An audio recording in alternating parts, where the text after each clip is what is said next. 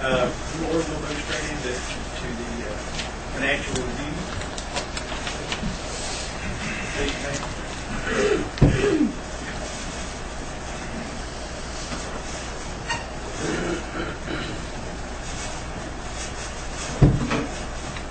Is this on PowerPoint? Yes, sir.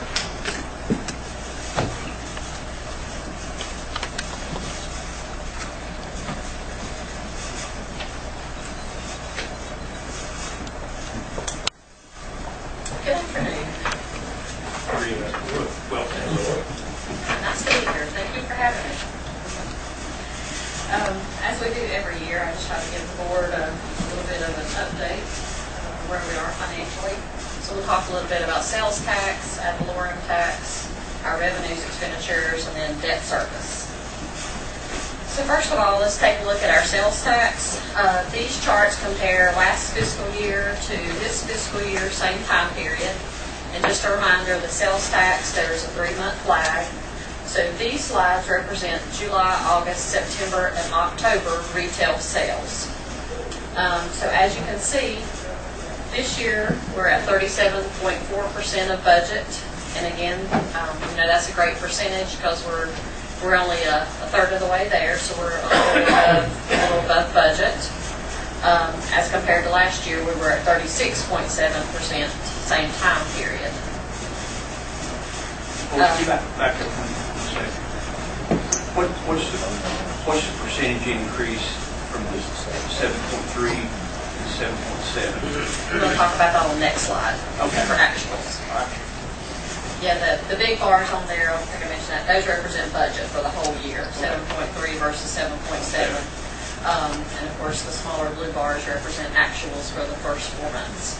But to answer your question, the next slide looks at, if we actually received $2.7 million for the first 4 months of last year, and we've received $2.9 million this year.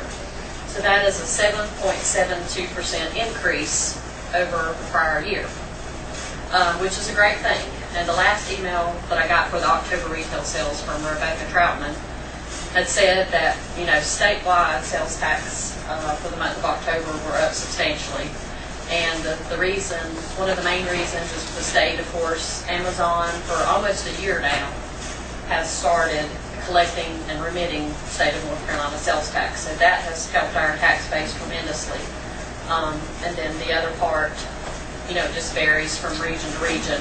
Our percentage, of course, isn't as great as some of the other regions, but for us. Ms. Manager, when you did your revenue projections, didn't you project a 3% increase? 2.32%. 2.32. So this is actual, so it's exceeded that? Yes. Okay. Yes. So, just a what-if scenario, and to me, I'm conservative, so I don't want to get too excited. Here we are 4 months. Out of 12 months, we're at 7.72% and only budgeted 2.32%.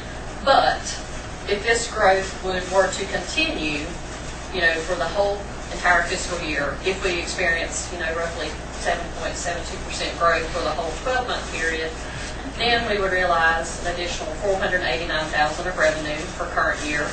$397,000 of that would belong to the general fund, and the remaining $91,000 would go to the school's capital fund.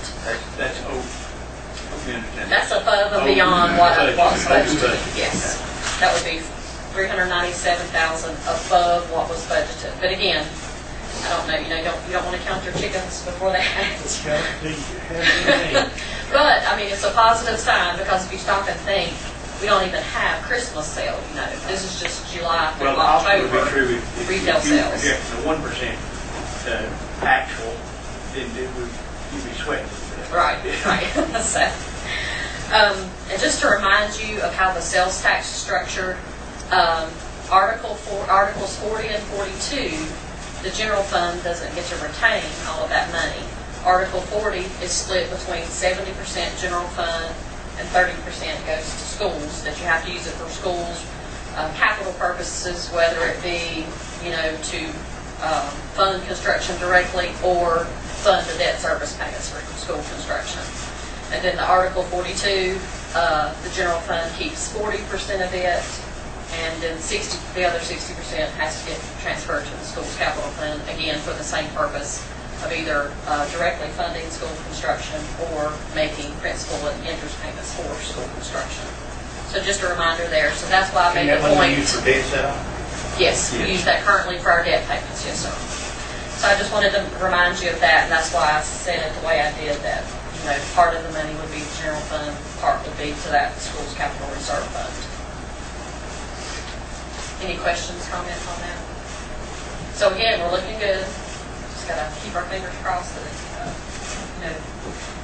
and like I said, that's what's hard about this is that 3-month lag. So it's really hard to project, there's such that lag. Used to not be that lag, of course. No, there isn't. So this slide takes a look at our general fund revenues. I'm sorry, I got ahead of myself. General fund property and motor vehicle taxes. And as you can see, we're on target this year. We're at 83.8% collected of budget. We were at that same point last year. So Richard and his folks are doing a great job, as they always do, in collecting our taxes.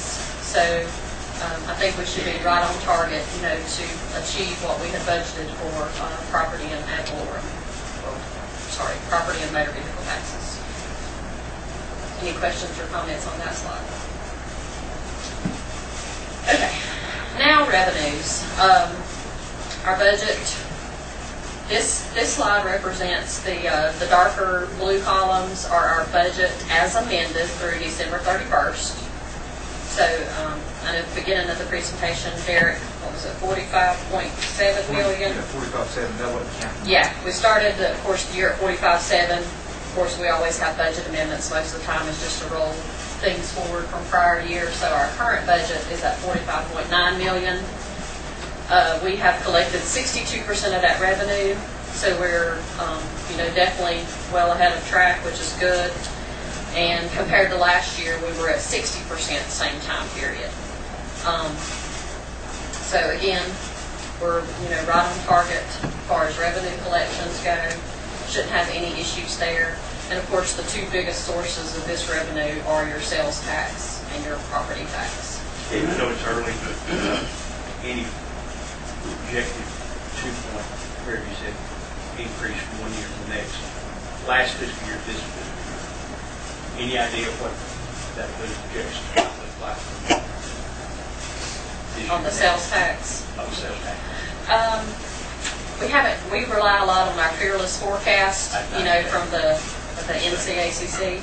Of course, they haven't put that out yet, but I would imagine their forecast would probably be pretty good, but That'll be at 6. from my perspective, yes, I budgeted 2.3, we're at 7.7, so we're ahead.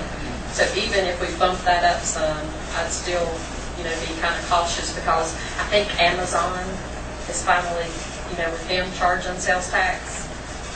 You know what I mean? I don't think we're going to experience that kind of growth next year. I could be wrong, but The Marketplace Furnace Act is really got some momentum. And we'll see if it does. If that does kick in, it would be substantial. It's like you say, don't fluctuate. yeah, not open it fluctuates yet. But we could, we're definitely, definitely budget growth on top of current budget moving into next year. It's just a little too soon to tell how much growth. Any more questions, comments? So our next slide is our expenditures for the general fund. And again, this is the first 6 months of the fiscal year. We're at 42.3% spent, which is great. We're halfway through the year. You would normally, give or take, you get 50%. So we're well under that. So again, we don't expect any, big hiccups or disasters that would ruin us, by year end to make us go over budget. All right, this one's always a hot topic of discussion. How much debt does Macon County have? This slide shows the first column represents this current year's debt payments for principal and interest. So as you can see, we're at a little over $5 million for current year. Moving into next fiscal year, that number drops to almost 4.4 million. So that is a $665,000 decrease in our debt payments. Just for clarification, Lord, this is not a debt, it's actually principal interest payments, just to be right. Yeah, it's debt, it's principal and interest debt payments by fiscal year. Yeah, our total debt, our total payments, if you added all these bar together, it's like 45.7 million, just rounded. But yes, each bar just represents the principal interest per fiscal year that we have to pay out, that we're obligated to currently. What's our total debt? Total debt 45.7. And of course, That can be attributed directly to the school. 85% of it is school debt, yes. And of course, after we make these, we've made a lot of these payments, of course, in fiscal 15. So we'll have 5 million rolling off the books. Assuming we didn't enter into new debt, then we'd be at like 40.7 million debt-wise with principal and interest. Lori, your previous years were higher than this number shown for 2015. Is that correct? Principal and interest Yes. payments were higher. Yes, it was higher. Two So reasons. this is a trend, a downward trend. Right. Well, there's two reasons for that, Judge. One, you're paying your debt down, and two, we significantly lowered our interest rates. Well, you retired some debt, and we lowered our interest rates from 4.5% to 2. Right, we saved a substantial amount of money by refinancing. And the QZAP money, which is, Yeah. A lot of the Q's added zero. The Nantahala Q's add is actually at 1.1% net. And then the Highlands Q's add is zero. And then the Q-SCAB is, and that's out, I think, to 0.48%, if I remember correctly. Well, let's just back that way. Uh-huh. Back up 3-4 years ago, when I came on board, I asked what our debt was, and it was 60, it was about 60. So we paid off roughly $20 million in debt in the past 3-4 years. It's rough, but That sounds about right. I can't remember exactly. but I had that we had significantly more debt. Yeah, and the point too is like we haven't taken on a lot of additional debt in the last few years. So like I said, we refinanced, which saved money. We've paid off existing debt, and we haven't entered into a great deal of What we've debt. added is Parker Meadows, and the Highlands School. Highlands QZAP, And the technology. yeah, the school technology, and then the defibrillators, which was $374,000 small. Yeah, those are the new projects we've had. It was 1.5 million Highlands QZAP, 1.5 million Parker Meadows, or was it 1.8? 1.8, sorry, 1.8. But I think it's important to note, Yeah. as we look at this, that we have paid off more debt than we have. Yes, definitely, yes. Is that accurate? That is accurate. Thank you. And your debt money comes from The school debt or just debt in general? Debt in general, which is majority school debt, and actually my last slide will cover that. But like you said, it comes from lottery funds. The school capital reserve fund money is used to pay debt. Then we have federal subsidy rebates on one of the QZABs and the Q-SCABs. And Gary, one of the things that we'll discuss this in a few minutes, I was going to mention under legislative goals. We had the meeting, as you know, last week. One of the things that we're pushing for is the return of the 40% the lottery money to be returned to schools, which that would reduce.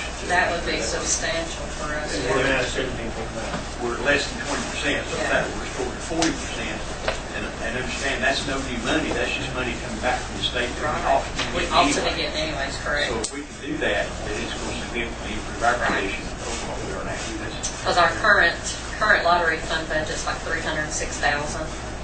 So we should probably be getting 600. more like 600. Right. So, yeah, that would be a great help if those funds could be restored. Yes, the second piece. That comes from sales tax. Article 40, we have to take, Article 40, we have to take 30% of that money and put it in a special fund called a schools capital fund or reserve fund. And then Article 42, we have to take 60% of that and move it over there. And then what we do with that money as a county is we use that, we transfer that on over to our debt service fund to pay our school debt down.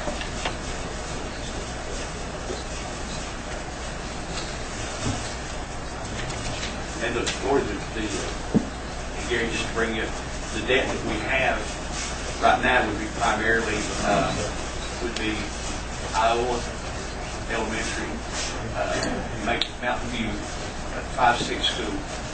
And with the, go at the Highland Gym, is it still on that? Or No, we paid that off. it's paid off. We've got the Sanders Owens property, which I'm not sure which school that sits on. That's Maybe that. Okay. Yeah. 5-6 school in East Franklin, Iola, QZAB for East Franklin, Nantahala School, QZAB, school computer equipment, Highlands QZAB, and then the Series 2004 COPS, part of that is school. It was the Series 2004 COPS issue. COPS stands for Certificates of Participation. And of course, that was prior to my time. But back in 2004, the county took several loans that it had at the time and consolidated them and was able to get a lower effective interest rate. So of that consolidation back in 2004, about 75% of that debt belonged to schools at the time. And I apologize, I don't have that detail of which schools it covered, but it was about 75% of that. That would have been South Macon, South RTJ, primarily. And that's the one that's paying off in current year. So that's the biggest chunk of why our debt's going to go down $665,000. Yeah. And like I had listed earlier, that leaves us with Sanders Owens property, the 5-6 school, East Franklin, Iola, QZAB for East Franklin, Nantahala QZAB, the school computer equipment, the Highlands QZAB. Those will be the ones left on the books after we finish this fiscal year 15. Any questions? So am I right, Roy, in saying that in this year and this year's budget, we're about 12% ratio debt to budget? That's 5 million versus 45. That's somewhere around the table. So on the credit score, that'd be pretty good. Yeah.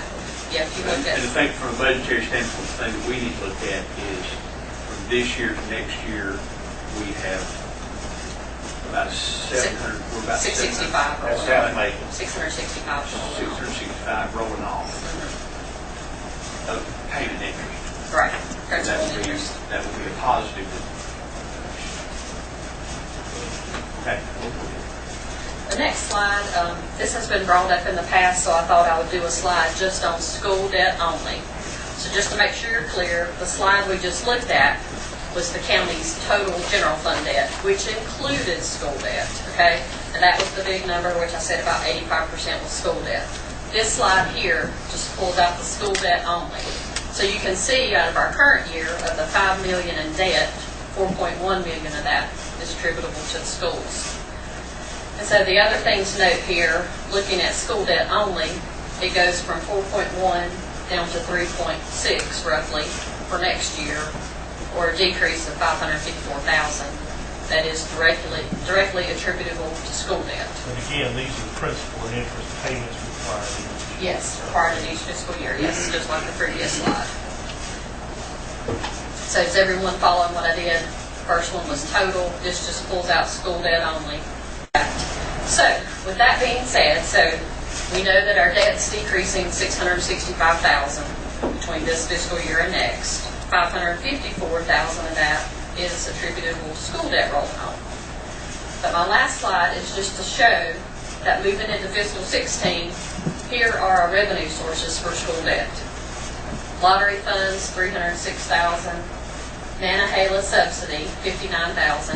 And again, this is where Nantahala was the QZAB, where we locked in a high interest rate, but then every year, twice a year, I have to send a rebate form to the federal government, who, by the way, has decreased our subsidy for now the past 3 fiscal years, I believe, at least 2. So that has been reduced by, I think it's 7.2%. And then the Iola Valley subsidy, same kind of deal, except it was QZAB. We lock in with the bank for a higher interest rate, but we get a subsidy rebate from the federal government, which makes our net effective interest rate there 0.48. And then transfer from the general fund. So it would, of course, in a perfect world, it would be great if we had enough lottery money, schools capital reserve fund, which are those portions of Articles 40 and 42 that we're able to transfer over, and then the subsidies, that would cover our school debt, but of course it doesn't. We're still going to have to rely on the general fund next year, about 1.2 million, which is not abnormal. We've been, not uncommon. We've been doing that. But just to point out that even though we have debt rolling off, school debt rolling off, we're still relying on basically, tax revenues to cover the other piece of our school debt payments, and the amount of about 1.2 million. What does ABC fund? ABC funds? They go from school debt? No. We don't get it. It's very minimal what we get. I think we might get $12,000 a year. That goes into general. It's just general fund revenue. They still pay ABC for But Mr. Shields, Good evening. Mr. Shields, I hope this answers your question. The revenue sources for school debt. This shows, the breakout of, and again, remember that school's capital reserve fund is the monies from Article 40 and 42 that must be used for school capital purposes. And that's all I have.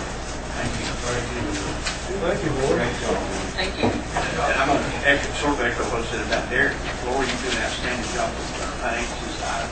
I thought when we lost Evan and Southern, that we go back to Stone Ages account, we call it Gary account. Yeah, where you slide those things. See that much more. But Lori, you've been amazing. You've done an outstanding job. Our compliments to your staff, who I'm sure you give a lot of credit to. As well, absolutely. All right. Thank you for moving quickly. We're getting back closer to our time frame.